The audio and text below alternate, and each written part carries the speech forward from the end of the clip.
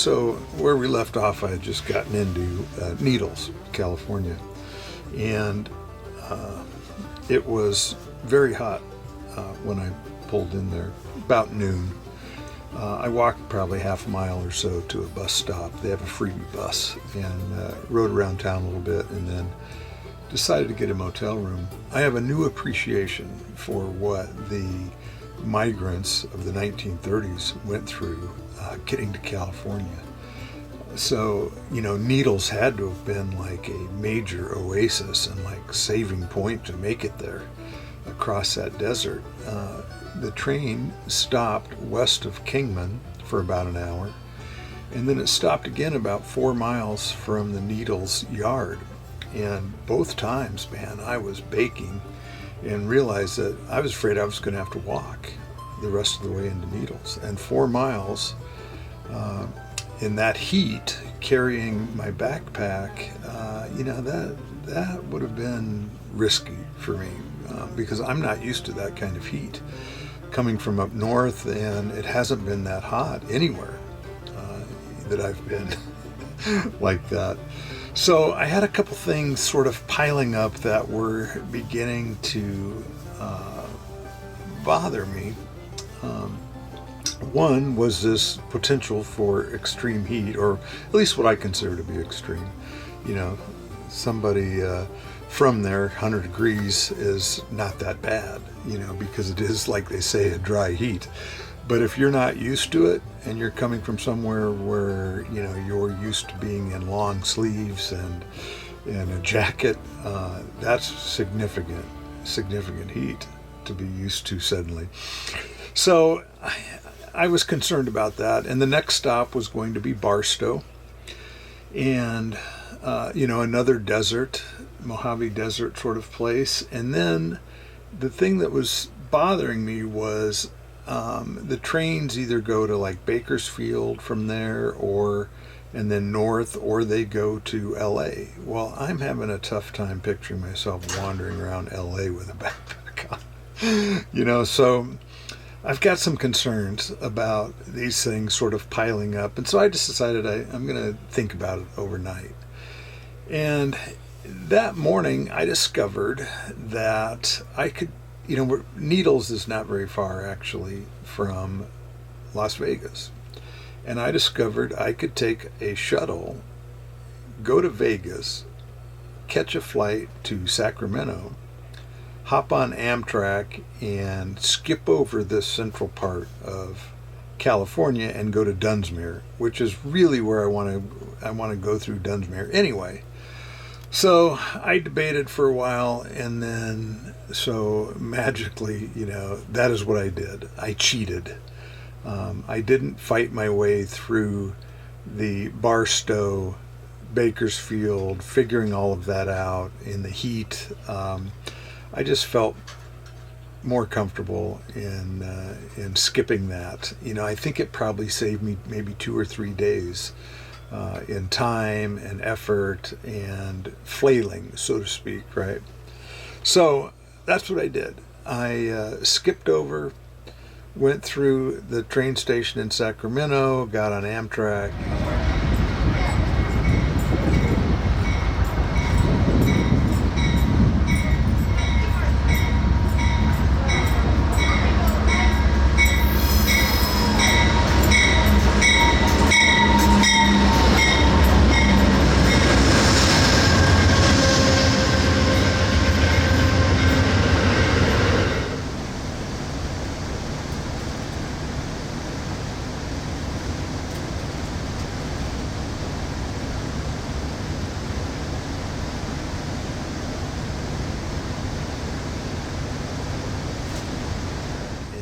Now I'm in the beautiful town of Dunsmuir, which is a fantastic place. I wished I'd brought a fly rod with me because the fly fishing in the Sacramento is usually pretty decent. My employees, when I quit working, gave me this Breaking Bad cup. They knew I was just that kind of sort of semi criminal. Better call Saul. When you need a criminal defense attorney, you better call a criminal defense attorney, right? So anyway, here we are, Dunsmuir, and we'll continue this journey from there.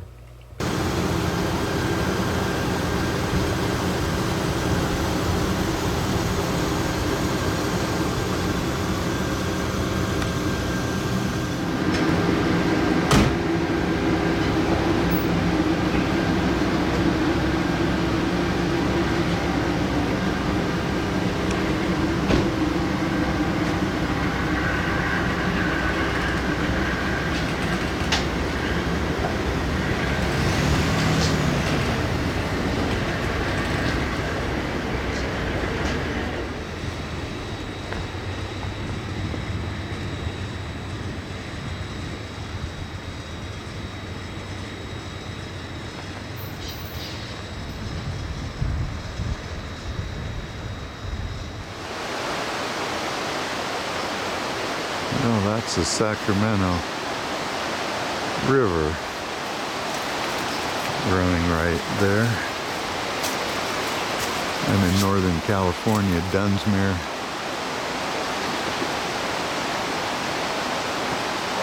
I wouldn't mind doing a little fly fishing along here. It's probably running pretty strong right now, though.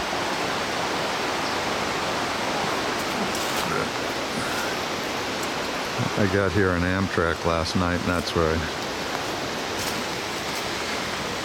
camped out. Water coming down out of the mountains. Seems to be double tracked through here. A couple trains already I could have probably caught out on. But I want to dink around in Dunsmuir with a good little video. But Northern California is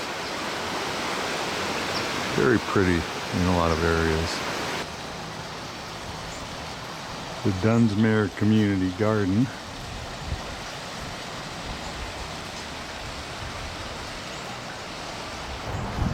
And not very many communities will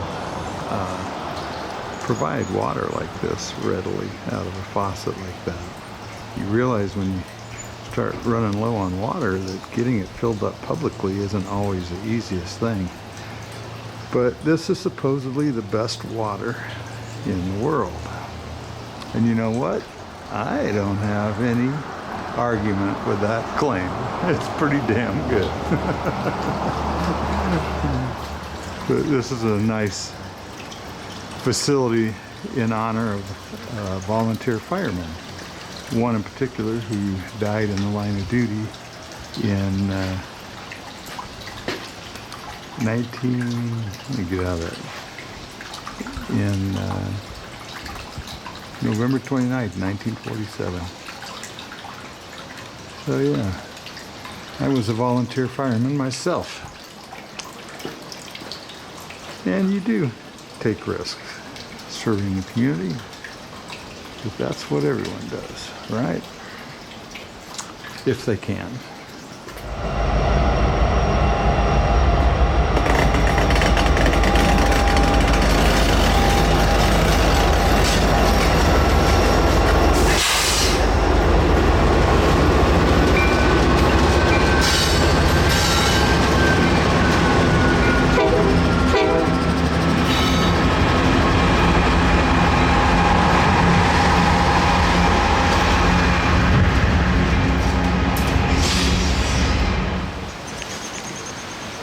Well, I'm ready to roll out of Dunsmuir. It's noon Pacific time.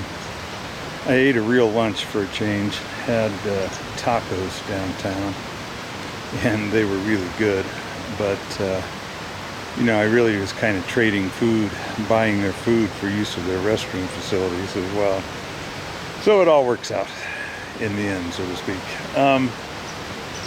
But yeah, I'm ready to go on towards Portland, and I want to do it in the daytime so I can get video along Mount Shasta, which is the, you know, the epitome of beauty around here. But I got to tell you that Dunsmuir is a pretty cool town. I enjoyed my visit here, but like I say, I'm ready to roll on, starting to get anxious to head for home. So looking to get to Portland, and then east from there. We'll see how things shake out. But the way it usually works when I'm ready, all packed up, got coveralls on, and I'm ready to go, then it's evening before a train shows up. So we'll see what happens. I did see one go by this morning with open boxcars, which was like, oh wow. But I wasn't ready to go, and it didn't stop where I could get to it easily. But anyway, we'll see here how long we wait. Hopefully not long. Oh, here comes my ride. Let's hope she's stopping for a crew change.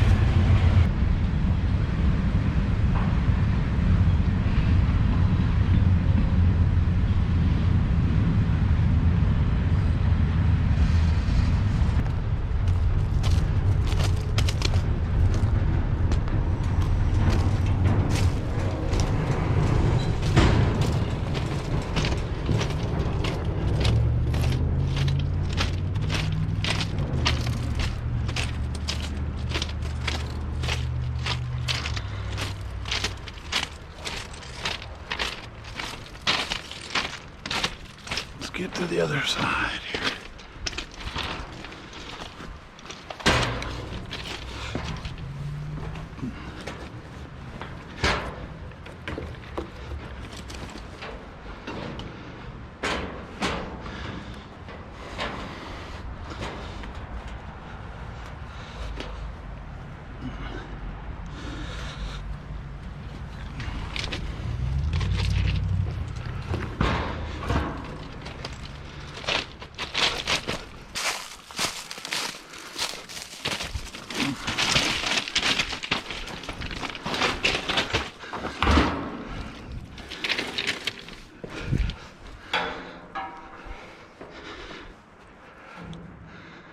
Fuck.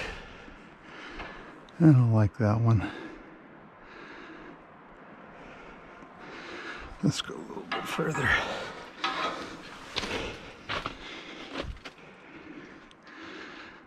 Oh well. I can make it work. It ain't perfect.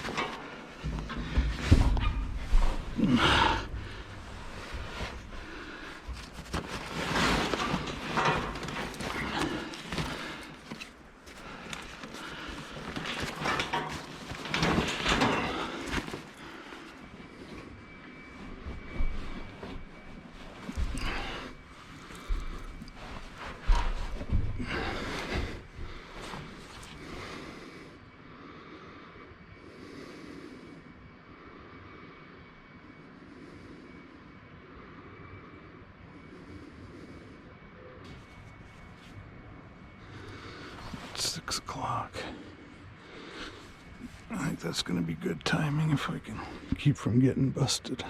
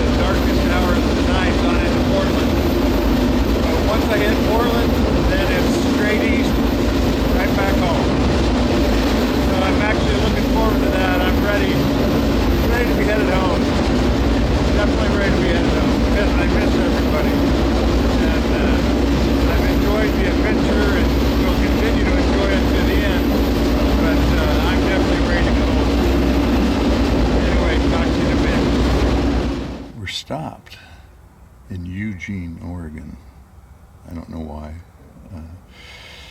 If they do some kind of crew swap out or what happens here. But anyway, we're about an hour and a half out of Portland, and the train was slowing down, and I saw these major buildings going by, or significant buildings, and I thought, damn, man, we're here. I gotta get my stuff packed up. So I packed up my sleeping bag and got everything ready and to bail off the train, and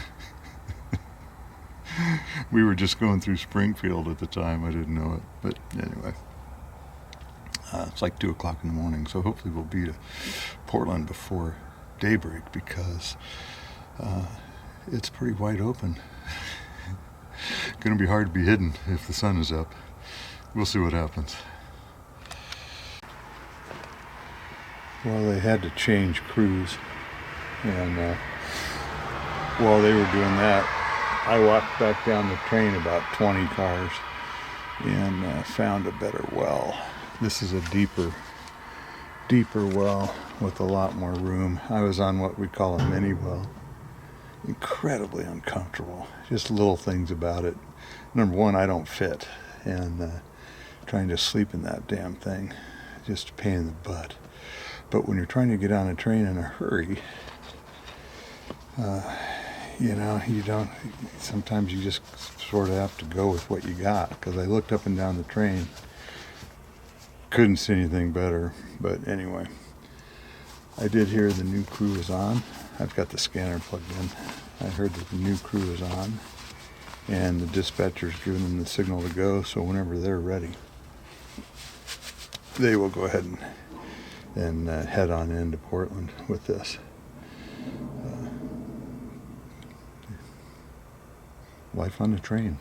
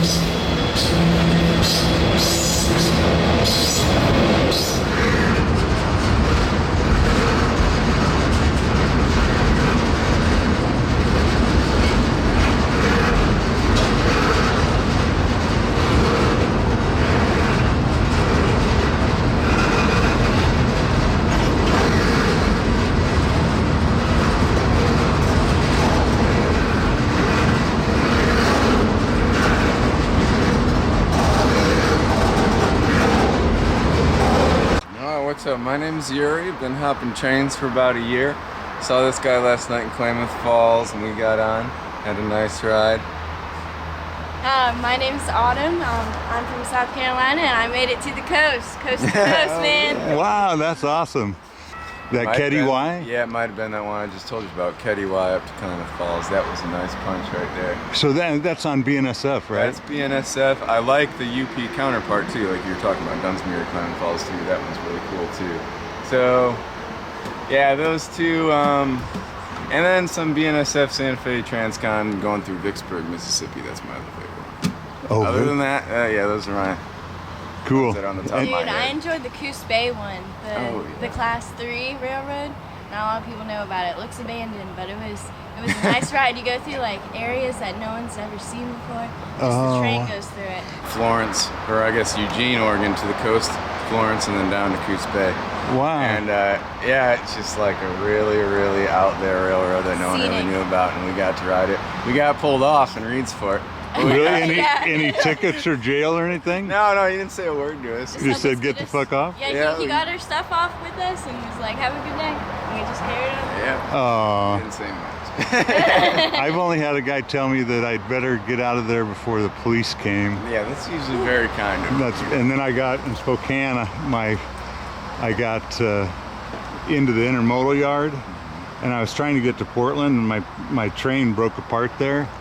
And the rest going to Portland left without me, and they started unloading trailers. Oh Dude, shit! And you're sitting I've down heard there. some crazy stories about Spokane. Yeah, I haven't been through there, but I got a little warrant there myself. yeah. Yeah, For so, being on these. Yeah. yeah. So a couple other people I know do too. Yeah, Spokane's a tough place.